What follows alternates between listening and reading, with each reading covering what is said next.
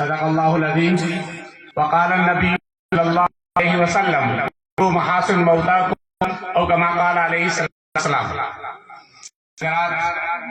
علماء اکرام، ائمہ اعظام اور میرے عزیز طلباء اور میرے معزز مہمان، آج کی یہ مجلس جس شخصیت کے اوپر منعقد ہوئی ہے آپ بغور سماعت فرما رہے ہیں. ابتدا میں کچھ ساتھیوں نے، کچھ مہمانوں نے ایک بات کہی تھی کہ میوات ایسا محسوس ہوتا ہے کہ خطہ میوات کہیں ملک سے کٹا ہوا ہے.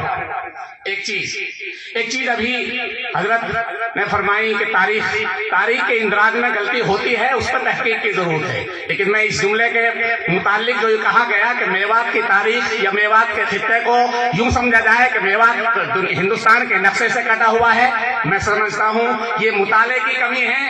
یا ابھی ایک بات عرض ہو رہی تھی کہ عصبیت سے پاک رکھا جائے. میں تو یہ سمجھتا ہوں کہ میو قوم سے سارے لوگوں نے عصبیت کی ہے سوائے خاندان الیاسیہ کے. اس خاندان نے میوات کو ابھارا ہے، اس کی نسبت پر آج پوری دنیا میں میوات کو جانا جاتا ہے. میو قوم، میواتیوں کو آج اگر دنیا میں سمجھا جاتا ہے، دنیا کے دوسرے ملکوں میں تبلیغ کے نام پہ جانا جاتا ہے، میواتیوں کو جانا جاتا ہے، عصبیت کی نظر سے قطع تعلق ایک محبت کی نظر سے جانا جاتا ہے، وہ تبلیغ کی برکت ہے. اور اسی خاندان الیاسیہ کے چشم و چراغ رہے ہیں یا انہی کے اسی خاندان سے استفادہ حاصل کر حضرت مولانا عبدالسبحان ناٹولوی جو استاد میوات ہیں، جو معلم میوات ہیں، جن کی ابتدائی تعلیم بنگلے والی مسجد میں ہوئی ہے، بنگلے والی مسجد کی تاریخ کو دہرانا چاہیں، مولانا اسماعیل صاحب کاندلوی، مولانا محمد کاندلوی، مولانا الیاس کاندلوی، مولانا محمد یوسف کاندلوی کے حالات کو دہرانا چاہیں اور میوات پر ان خاندان کے احسانات کو گنانا چاہیں،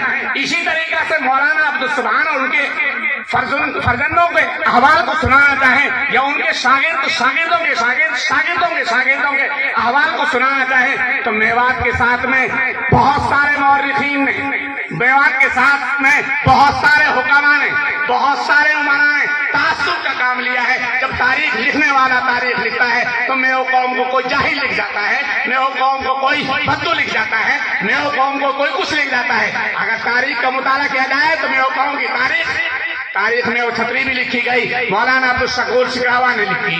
آج کے نہیں، جو مولانا اسماعیل صاحب کے شاگرد تھے، مولانا عبدالسبحان جیسے مولوی محمد کے شاگرد ہیں، ویسے ہی پہلے شاگردوں میں مولانا عبدالشکور شکراوا وہ مولانا اسماعیل کے شاگرد تھے. انہوں نے تاریخ میں وہ چھتری لکھی. صالح خان وکیل نے تاریخ میو محل لکھی. اشرف خان پچان کا ہیڈ ماسٹر نے تاریخ میو قوم میوات لکھی. کسی نے تاریخ، لیکن اس کا مطالعہ کون کرتا ہے؟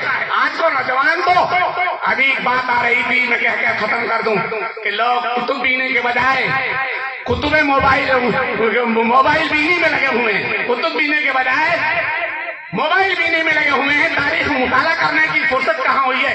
اور رہا شخصیات کا تذکرہ، بہت اچھی بات ہے. میں ان نوجوانوں کو یا ابنائے ندوہ کے دوسرے ساتھی جو بھی ہیں، بڑے مبارکباد کے مستحق ہیں.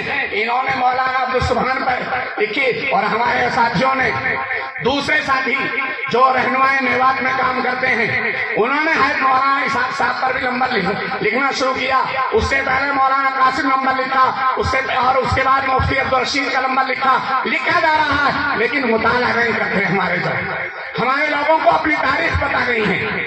ہم تو چاہتے ہی ہیں، ہماری اصلیت تو کسی سے نہیں ہے، لیکن ہم سے اصلیت برتی گئی ہے.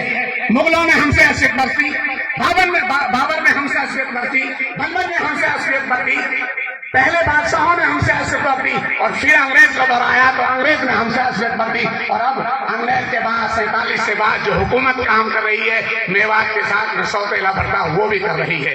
میوات کو بہت کچھ ہے، میوات بہت کچھ ہے، میوات میں شخصیات ہیں، میوات کے استاد کے اوپر لکھا جا رہا ہے. میں تو چاہتا ہوں کہ ہمارے نوجوان تمام بڑی شخصیتوں پہ لکھیں. اللہ کرے کہ دوسرے لوگوں کو میوات کے ساتھ عصبیت برتنے سے محفوظ رکھے. اللہ ہم سب کو عمل کی توفیق نصیب فرمائے. اسی کے ساتھ میں اپنے پروگرام